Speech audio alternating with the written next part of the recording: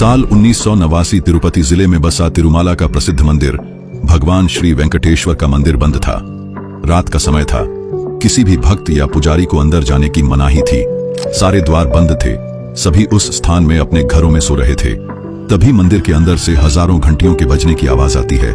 सबकी नींद खुली, पंडित अंदर जा नहीं सके और तब जन्म हुआ एक और रहस्य का, जिससे पूरा तिरुपति शहर कांप उठा। आंध्र प्रदेश में बसा तिरुपति जिले की तिरुमाला रेंजेस, जो 7 पहाड़ियों का एक समूह है।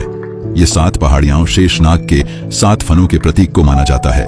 इन्हीं में 7वीं पहाड़ी वेंकटाद्रि पर बसा है कलयुग का वैकुंठ धाम श्री वेंकटेश्वर मंदिर यानी तिरुपति बालाजी। अब सोचिए, मंदिर के पास 2 लाख करोड़ से भी ज्यादा की संपत्ति है। हर महीने मंदिर में 300 से 400 करोड़ का दान आता है। मंदिर के पास 1000 किलो का सोने का मुकुट और 21 टन तक का सोना है। लेकिन फिर भी भगवान वेंकटेश्वर को कर्ज में डूबा क्यों माना जाता है? तिरुपति मंदिर पूरे भारत का सबसे अमीर मंदिरों में से एक है, जहां हर दिन लाखों लोग लाइन में खड़े होते हैं भगवान वेंकटेश्वर की मूर्ति के दर्शन के लिए। मंदिर के गर्भगृह में ऐसी 24 घंटे चलते रहते हैं, लेकिन फिर भी भगवान की मूर्ति से पसीना क्यों नहीं रुकता? कहा जाता है कि श्री वेंकटेश्वर की मूर्ति अपने आप प्रकट हुई थी, और इस मूर्ति से छिपे इतने रहस्य हैं जिसे नासा और कई वैज्ञानिक भी पता नहीं लगा पाए हैं। क्यों मूर्ति के अंदर से नदी की आवाज सुनाई देती है? जब भी भगवान वेंकटेश्वर को चंदन के लेप से नहलाया जाता है तो माता लक्ष्मी की आकृति उनके सीने में क्यों दिखती है? क्यों किसी को भी मूर्ति का पिछला हिस्सा देखने से मनाही है? आखिर क्या हुआ था जब एक पंडित ने जिज्ञासा में मूर्ति के पीछे जाने की कोशिश की? कहा जाता है कि मूर्ति के पीछे गुप्त सुरंगें हैं, लेकिन क्या यह सत्य है? मंदिर में एक अनोखी परंपरा निभाई जाती है जो बाल दान करने की है। भक्त दर्शन से पहले अपना बाल दान क्यों करते हैं? बात आती है भगवान वेंकटेश्वर की मूर्ति के बालों का, जो जीवित हैं और कभी नहीं झड़ती। क्यों मंदिर के गर्भगृह में दिया हजारों सालों से जलता आ रहा है? क्या हुआ जब IIT मद्रास ने इस दिए को जांचने की कोशिश की? मंदिर में हर दिन 3 लाख लड्डू बनाए जाते हैं, जिनका वजन समान रहता है। यह कैसे संभव है? मंदिर में 27 किलोमीटर दूर एक गांव है, जहां से मूर्ति में चढ़ाई जाने वाली हर सामग्री आती है, लेकिन आज तक उस गांव को क्यों कोई नहीं ढूंढ पाया? आइए चलते इस यात्रा में, जहां मैं आपको कुछ ऐसे अनसुने रहस्य बताऊंगा जो आपको चौंका देंगे। उससे पहले वीडियो को लाइक कर कमेंट में जय गोविंदा जरूर लिखें।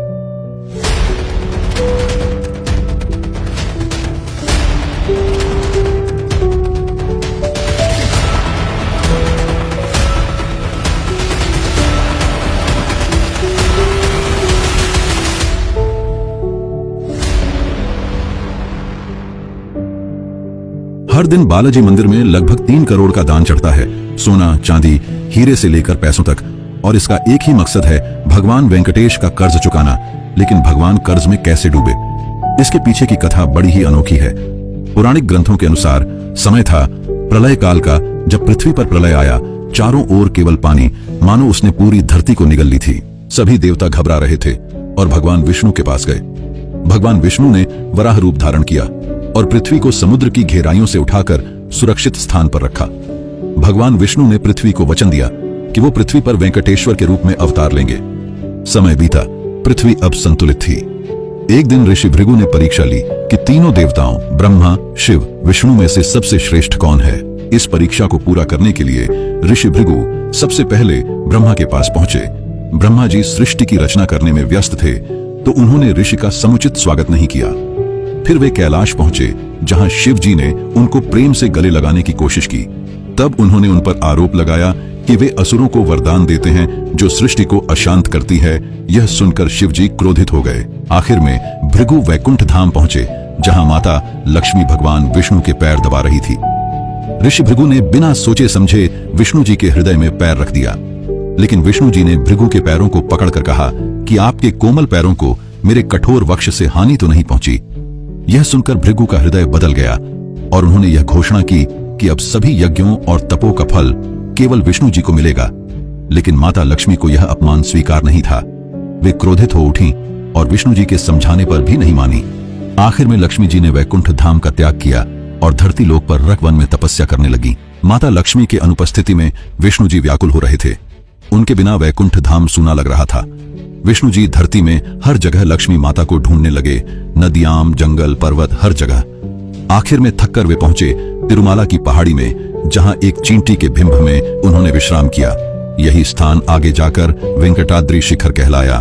भगवान शिव और ब्रह्मा जी यह देख न सके, उन्होंने विष्णु जी की सहायता करने का निर्णय लिया।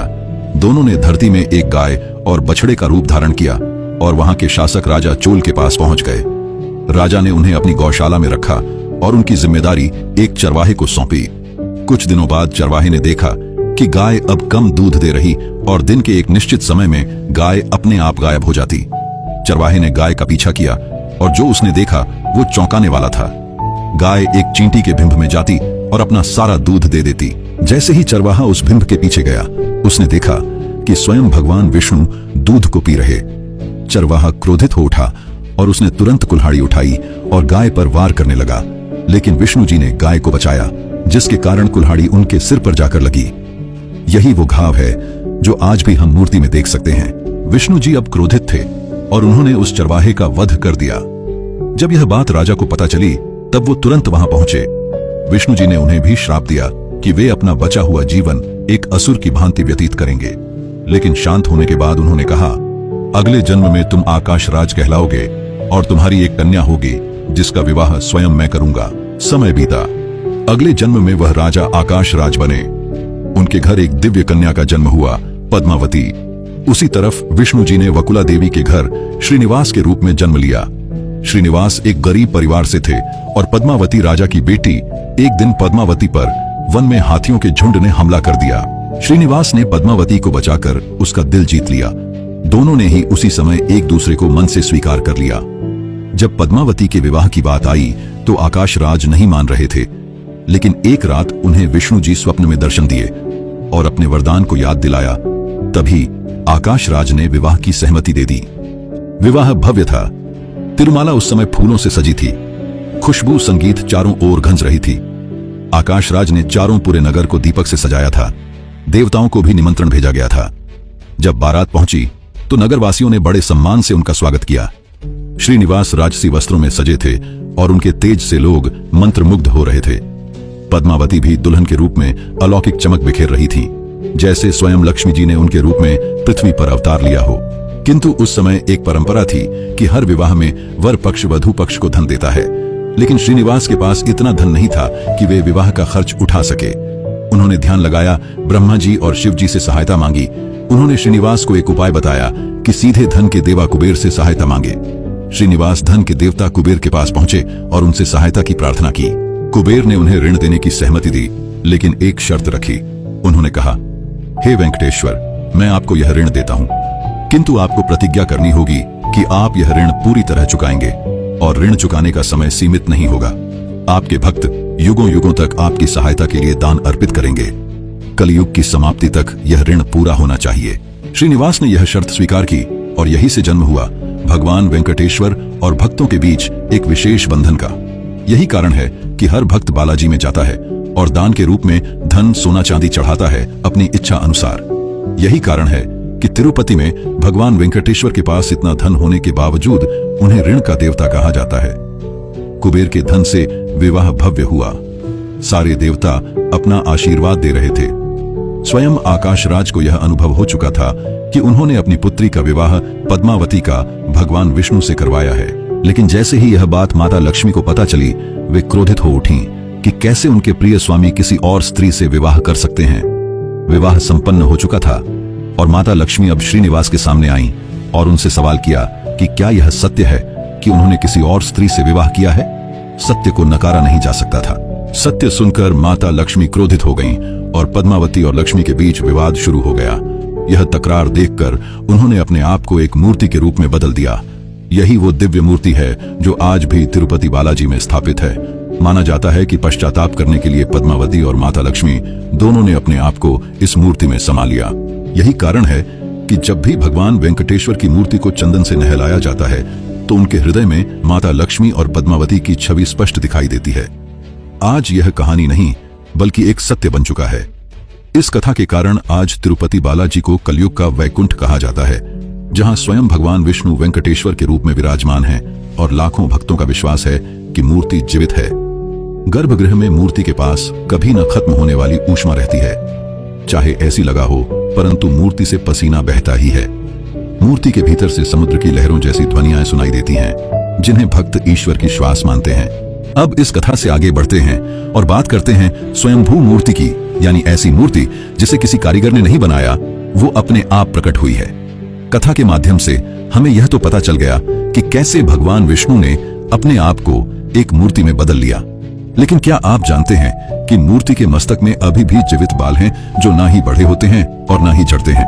प्रतिमा की बनावट साधारण नहीं है, इसकी चित्रकला, आकृतियां और दिव्य तेज सब असली मानव जैसा है, जिसे सामने से देखने में जीवित मूर्ति लगती है। क्या आपने कभी श्री वेंकटेश्वर के दर्शन किए हैं और क्या आपको मूर्ति जीवित लगी? कमेंट में जरूर बताएं। नासा और IIT मद्रास जैसे बड़े बड़े संस्थानों ने मूर्ति को परखा है, जिससे यह निष्कर्ष निकाला कि मूर्ति किसी खास पत्थर की है जो समय समय पर रेडियो एक्टिव एनर्जी वेव्स निकालती रहती है, जिसके कारण यह मूर्ति जीवित लगती है।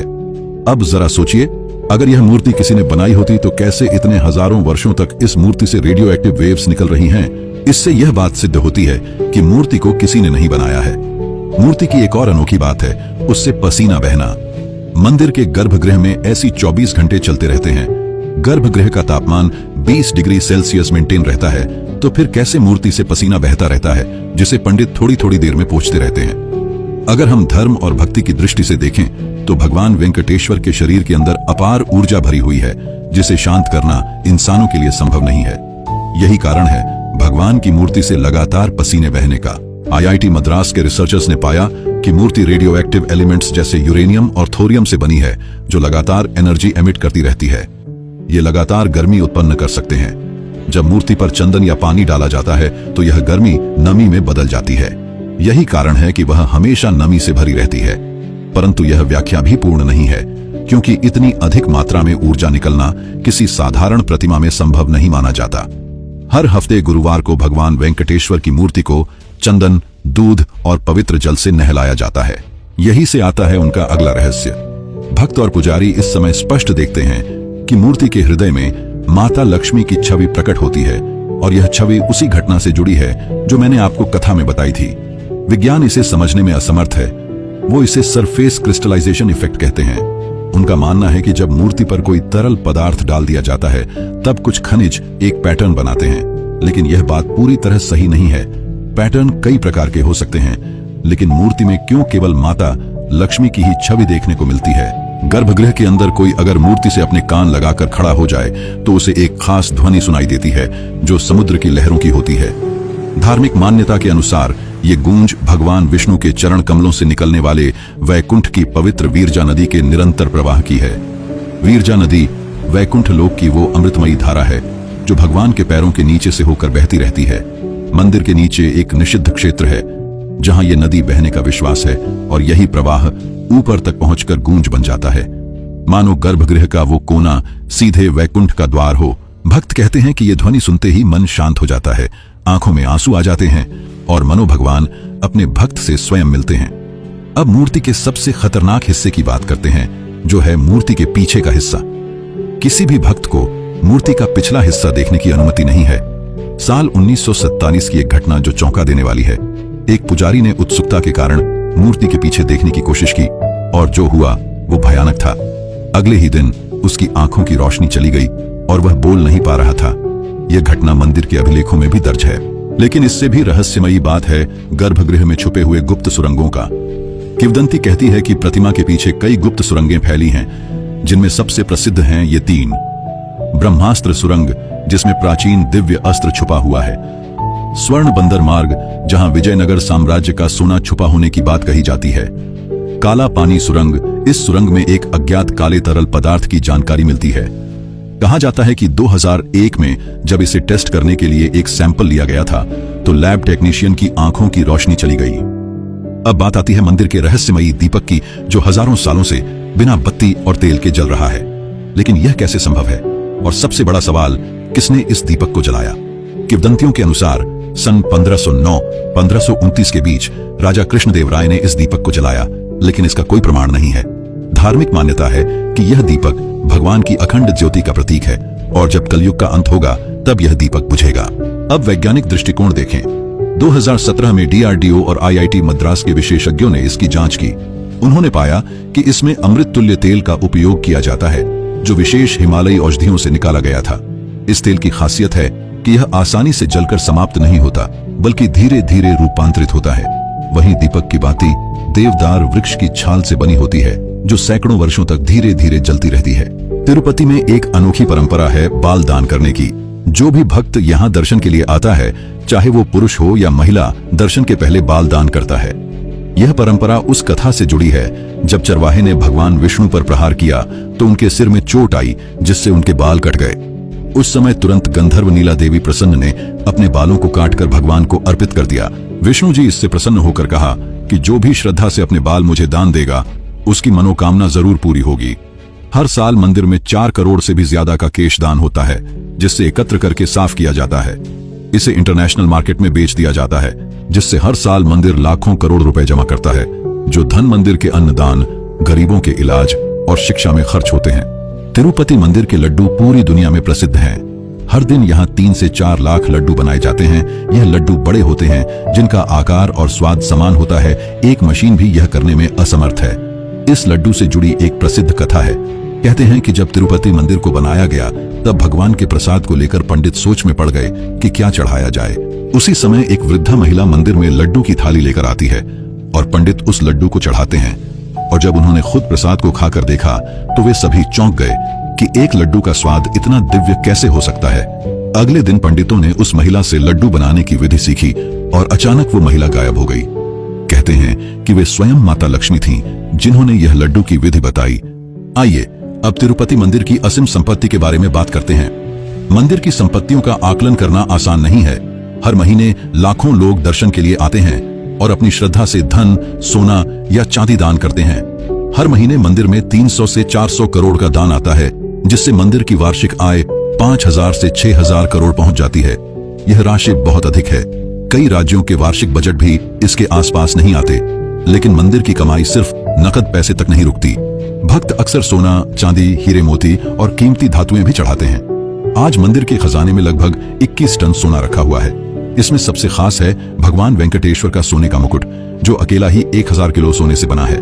इसके साथ मंदिर के पास सोने के कवच, हार, कंगन और अनगिनत गहने भी हैं। इतना ही नहीं, जमीन के मामले में भी मंदिर के पास 43,000 एकड़ से ज्यादा खेत खलिहान है, जो दक्षिण भारत के अलग अलग इलाकों में बिखरे हुए हैं। भक्तों की आस्था का एक नमूना साल 2022 में दिखा, जब एक भक्त ने खुद 1000 किलो सोना मंदिर को दे दिया। ये दुनिया के किसी भी धार्मिक जगह पर एक ही दिन में मिला सबसे बड़ा उपहार माना जाता है। ऐसे किस्से साबित करते हैं कि भगवान वेंकटेश्वर की शक्ति और मंदिर की प्रसिद्धि कितनी बड़ी है। इतनी बड़ी संपत्ति जो सुरक्षित रखना ही अपने आप में एक बड़ी बात है।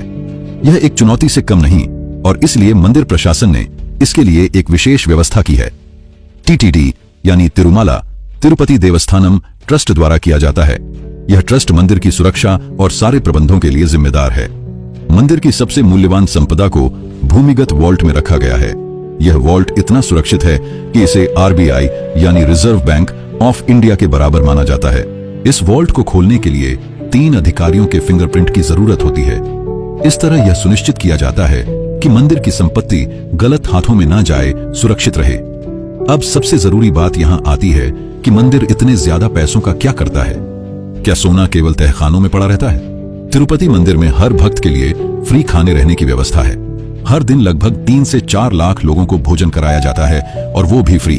इसमें करोड़ों रुपए लग जाते हैं और यह सेवा पूरे साल के हर दिन चलती है। इसके अलावा मंदिर ने शिक्षा और स्वास्थ्य के क्षेत्र में भी अपना बड़ा योगदान दिया है। मंदिर 300 से भी ज्यादा स्कूल और कॉलेज चलाता है, जिसमें बच्चे निःशुल्क पढ़ते हैं और खाने रहने की व्यवस्था भी होती है। लेकिन इन सभी कामों में तो लाखों करोड़ लग जाते होंगे, तो मंदिर का पैसा तो खत्म हो जाएगा। कई लोग ऐसे सोचेंगे, लेकिन मंदिर का पैसा कम नहीं, हमेशा बढ़ते ही जाएगा। ऐसा इसलिए क्योंकि मंदिर पैसों को निवेश करता है। मंदिर ने लगभग 12,000 करोड़ तो फिक्स डिपॉजिट ही कराए हैं, जिससे हर साल लगभग 800 से 900 करोड़ तो ब्याज आता है। इसके अलावा 10,000 करोड़ अलग अलग कंपनियों और शेयर मार्केट में इन्वेस्ट किया गया है। यही कारण है कि मंदिर केवल दान पर निर्भर नहीं है। तिरुपति मंदिर वैज्ञानिकों को रिसर्च करने में भी मदद करता है। 2018 में आईआईटी मद्रास ने मंदिर की संरचना का अध्ययन किया। उन्होंने यह पाया कि मंदिर के पत्थरों के बीच केवल 0.2 इंच का गैप है। इतनी सटीकता से किसी भी इमारत को बनाना आज की एडवांस लेजर तकनीक से भी मुश्किल है, तो उस समय पर कैसे यह मंदिर बना होगा बिना एडवांस तकनीक के? 2020 में नासा ने प्रोजेक्ट गरुड़ नाम से एक रिसर्च शुरू की। कुछ लीक रिपोर्ट्स के अनुसार मंदिर में कुछ ऐसे खनिज पाए गए हैं जो अंतरिक्ष के उल्कापिंडों में पाए जाते हैं। हर दिन लगभग 3 बार एक अजीब ध्वनि आती है जो ओम के समान होती है। सबसे चौंकाने वाली बात यह है कि मंदिर के नीचे अज्ञात ऊर्जा का स्रोत पाया गया जो हर साल अपनी ऊर्जा को बढ़ा रहा है, और अगर ऐसे ही चला तो 2035 तक एक विशाल चुंबकीय तूफान आएगा जिसका प्रभाव पूरे विश्व पर पड़ेगा। यह रिपोर्ट इतनी डराने वाली थी कि नासा ने पहले इसे पब्लिक करने से रोक दिया था। इसके अलावा मंदिर के अंदर अचानक इलेक्ट्रॉनिक डिवाइस काम करना बंद कर देते हैं। मंदिर के अंदर किसी भी इलेक्ट्रॉनिक डिवाइस को ले जाना वर्जित है। मंदिर में सहजता बनाए रखने के लिए भक्त दर्शन से पहले अपने मोबाइल और सभी इलेक्ट्रॉनिक डिवाइस एक स्थान पर जमा करते हैं। ग्रंथों के अनुसार यह मंदिर कलयुग के अंत में एक दिव्य संकेत देगा। वेंकटाद्रि पर्वत से एक दिव्य प्रकाश निकलेगा और भगवान वेंकटेश्वर की मूर्ति अपना रूप बदलेगी। तिरुपति बालाजी की पहचान केवल सोने चांदी से सजे मंदिर की नहीं है। यह मंदिर हर भक्त के लिए कलयुग का वैकुंठ है। यहाँ आस्था और विज्ञान दोनों नतमस्तक हो जाते हैं। यहाँ समाज, सेवा और अध्यात्म एक साथ चलते हैं। यहाँ भगवान के दर्शन मात्र से ही व्यक्ति के मन में यह विश्वास बैठ जाता है कि भगवान वास्तव में इस धाम में निवास कर रहे हैं। यह वीडियो मैं यहीं समाप्त करना चाहता हूँ। अगर आपको यह वीडियो पसंद आई तो इसे शेयर जरूर करें।